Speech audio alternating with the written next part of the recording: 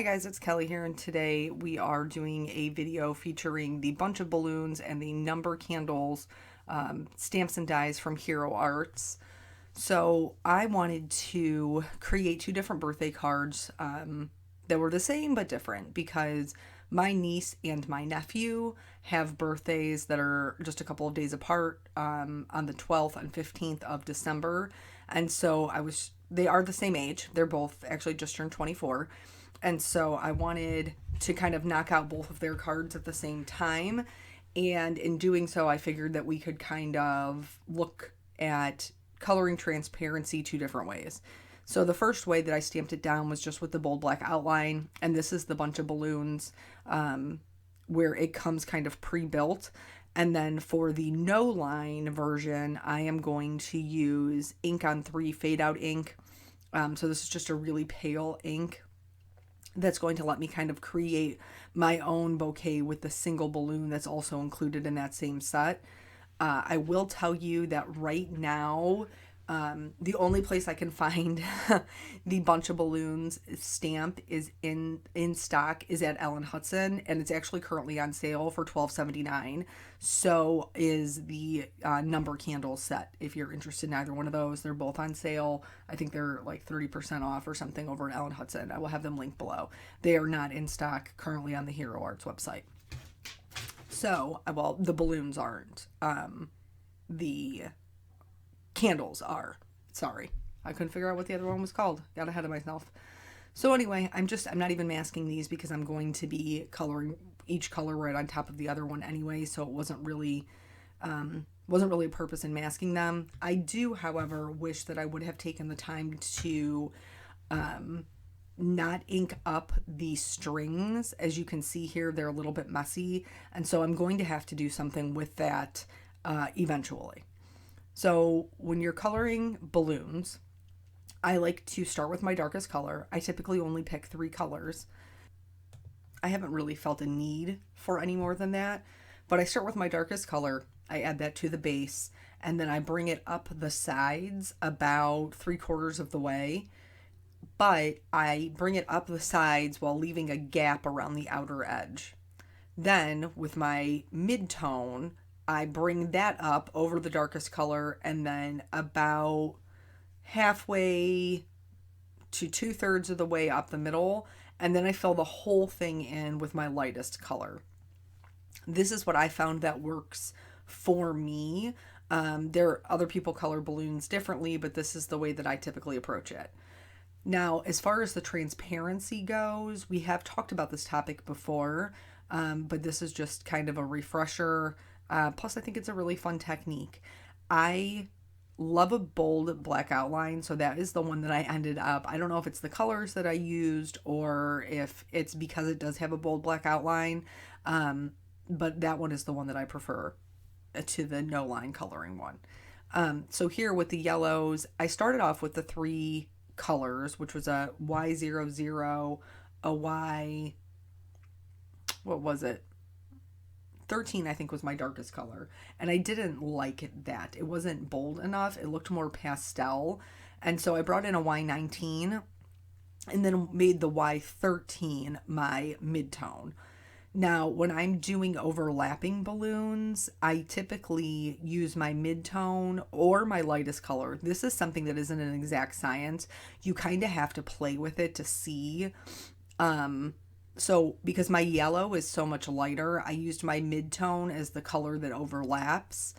With the reds, because the R35 is already plenty dark, that's going to be the color that I use. Even though it's my lightest one in this particular array, it's going to be the color that I use to go over the other balloons.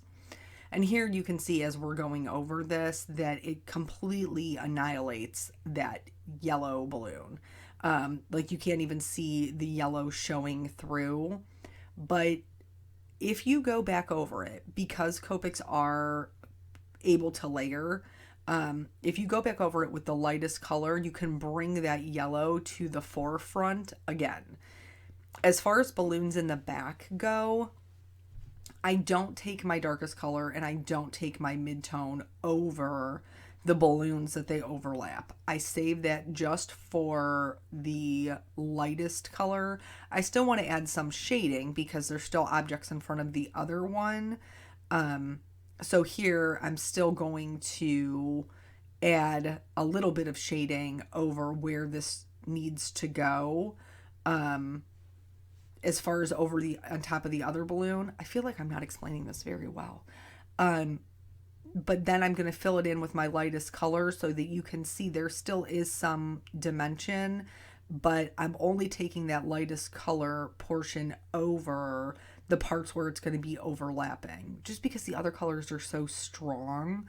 And I don't really have any issues with the red going over the blue, but if I did, I could go back in with my blue and kind of do the same thing I did with the yellow.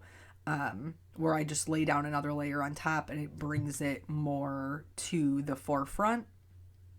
Another thing that we're going to do later on is add some glossy accents, and that's really going to make those particular balloons pop.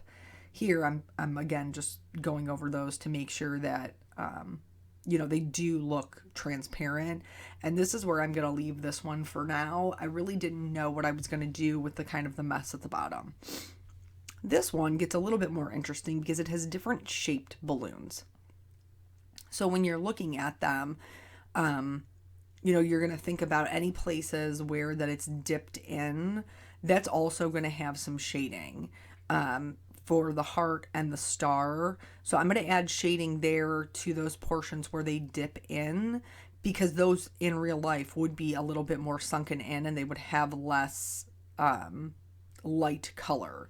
For the star, it's going to look a little crazy. It's going to look like I just put a bunch of little triangles all over the place, but hang tight until the end, because once you put all the colors together, then you can really see it start to kind of come to life. In this particular bunch, we also kind of tackle if there's other added accessories to it, like other added detail. So because you have some stripe balloons, you have some balloons that have like the little triangles or the polka dots on them.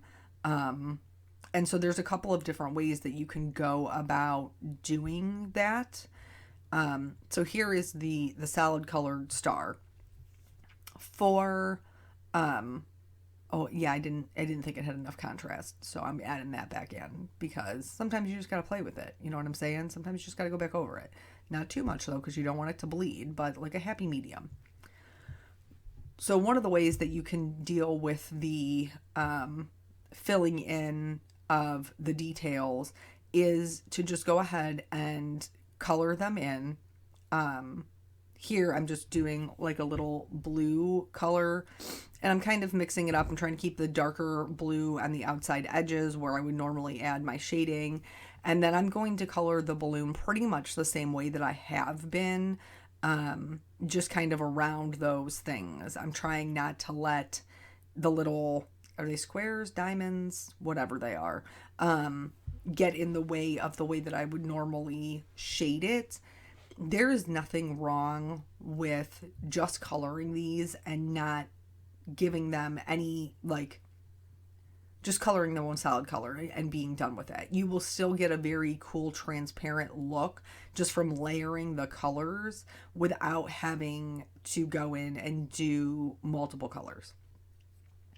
For this particular balloon over here, I'm just going to completely ignore the stripe. I'm going to use the stripes that are drawn in just as they are, and I'm going to color it in blue. This is another way that you can choose to color balloons that are, have detail added to them, to just basically treat it exactly the same way and let the detail that's drawn in there be the detail that is there. Just leave it be.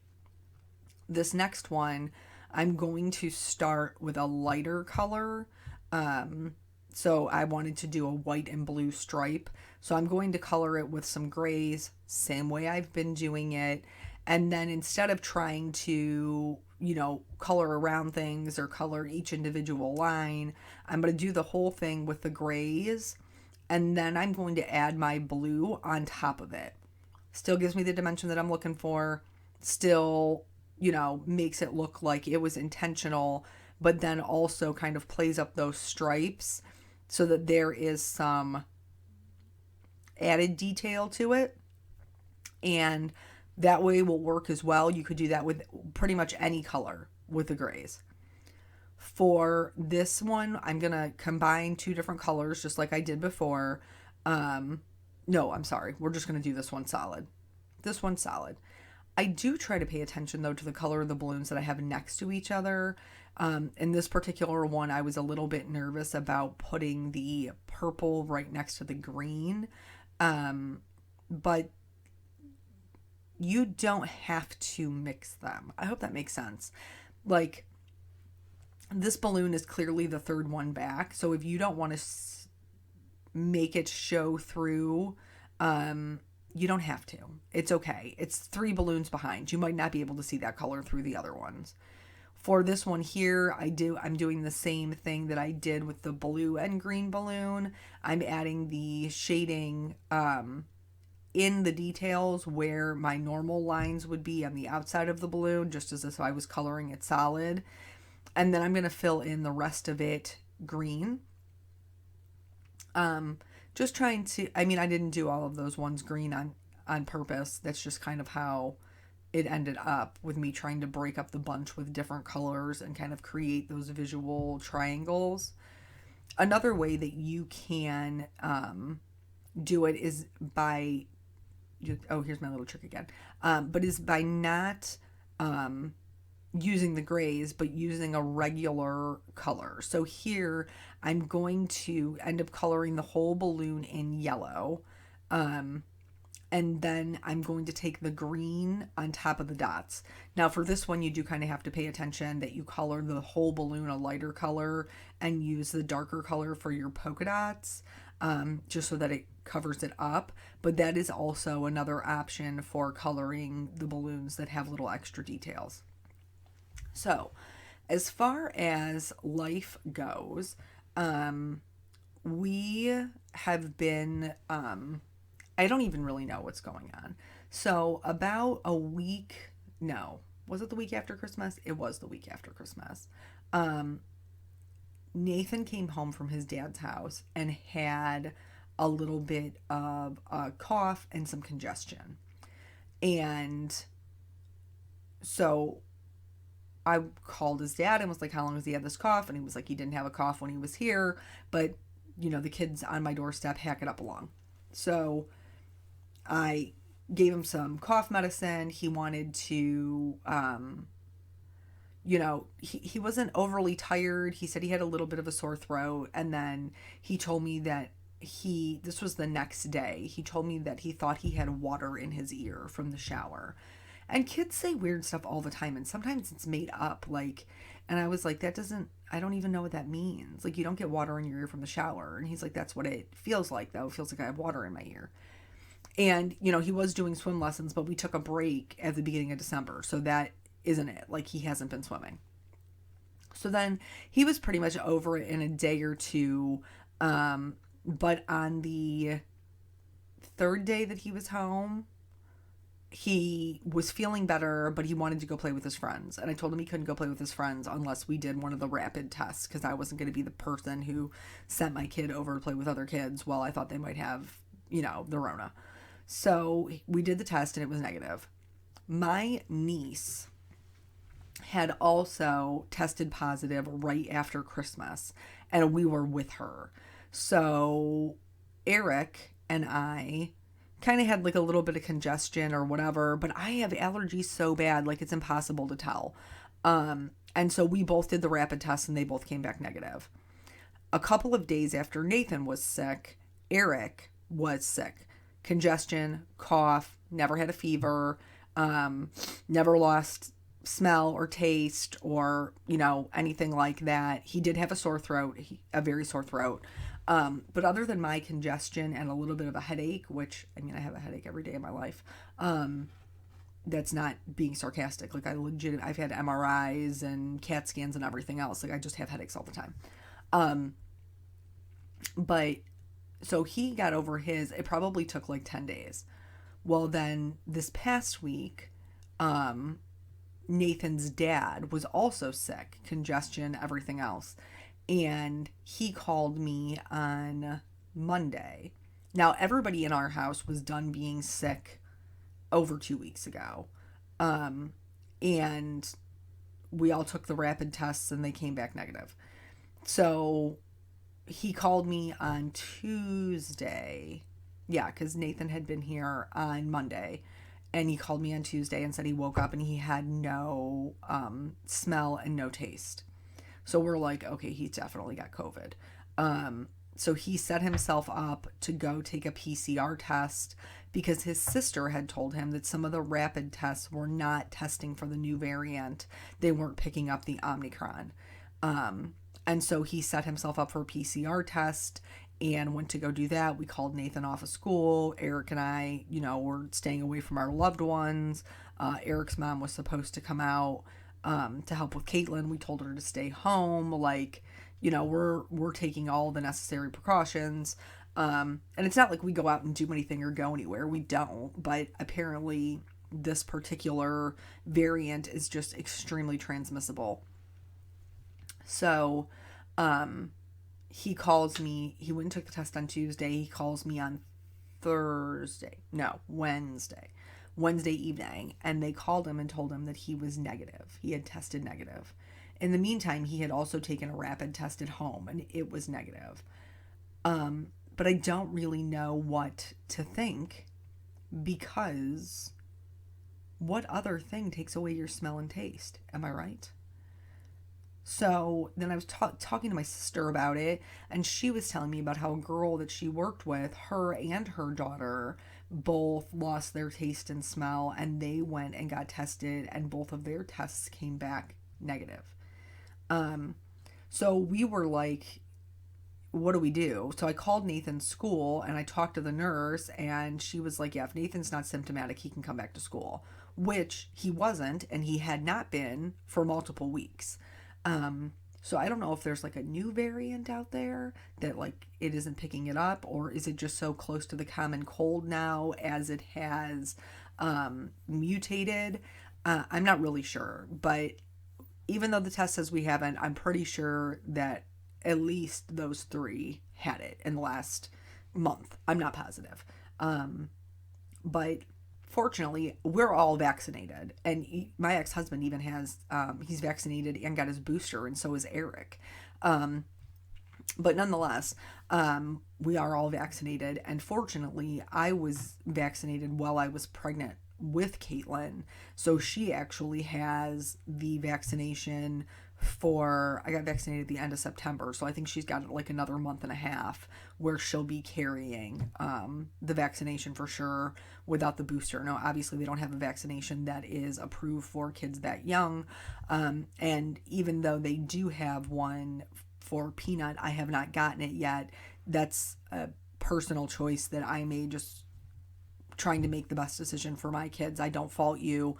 My best friend had my goddaughter vaccinated, and they're the same age. So no judgment here. I would appreciate no judgment on my part. We're all just trying to do the best for the kids that we love, right? Right. So anywho, I don't even know, like, how, I don't even know. They had a mask mandate when they first came back from Christmas break, but now they're lifting that as well. I don't know if that's because it's actually the best thing to do, or if because they are getting so much pressure from parents. I have no idea what's going on. We don't go anywhere. We don't do anything. We go to work. I don't go to work yet. 10 days though. 10 days is coming. You know what I mean? We aren't social. We basically just see our family, and that's the only thing that we do. Run to the store if you need to pick something up, but we certainly aren't like hanging out. So yeah, I don't know. It's crazy. I feel like nobody knows anything about what they're talking about, including myself. So anyway, like I told you, they both turned 24.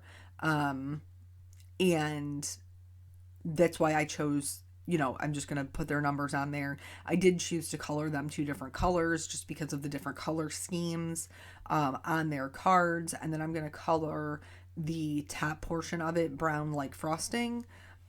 because I only want chocolate frosting. I eat other types of frosting. I guess cream cheese is pretty good. Cream cheese frosting is pretty good, but I went with the brown.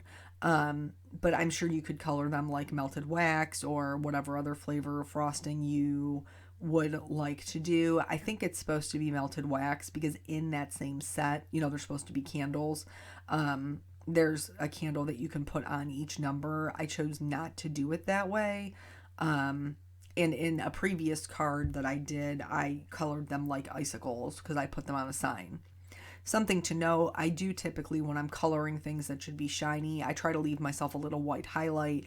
I did do that on the top portion, but on the bottom portion, I did not, because I wanted to show you that you can go back in with a white gel pen and create the same look. There's no shame in that game at all. So if you find yourself being a little heavy-handed with your markers and you can't leave that white highlight, don't sweat it. Just add it back in with a white gel pen and nobody will be any the wiser. I'm going to use the die cuts to cut these bad boys out. And then I am going to do the rest of the sentiment. Again, I did the sentiment the same way for both cards. I just did some, heat embossing on black because that's how I roll.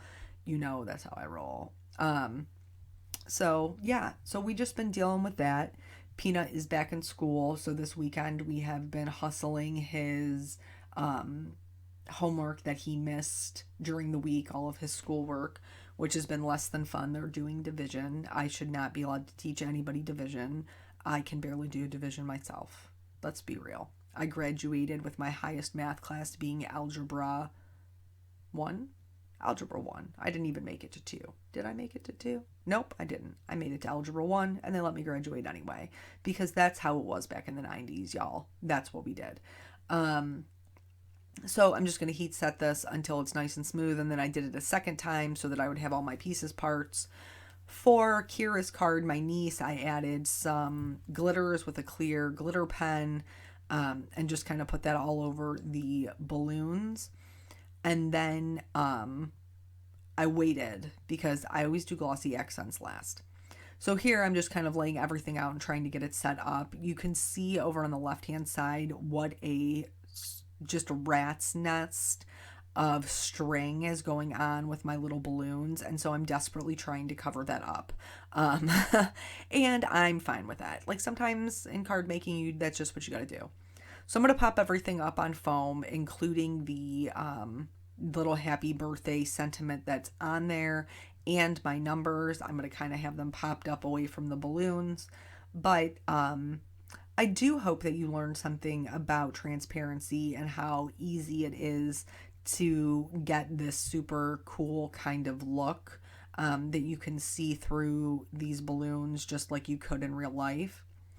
So now that these are all together, I didn't do all of the balloons, but I did do the icing and then just the blue balloons on Jacob's with the glossy accents, because obviously as this dries, it really is shiny. It doesn't just have the look of shine. It really is shiny. And I wanted to add a little something to his balloon bouquet, but that wouldn't be overly effeminate. So glossy accents to the rescue. I find that I get the best results if I outline the entire item with the glossy accents and then go back in and fill it in. If you have any air bubbles, you can pop them with like a needle or a pokey tool or whatever, and the glue will just flow back over where the hole was. So that is it. Like I said, I'm sorry to use something that isn't just readily available everywhere, but they are in stock and on sale over at Ellen Hudson. So thank you guys so much for joining me, and I will catch you on the next video. Bye.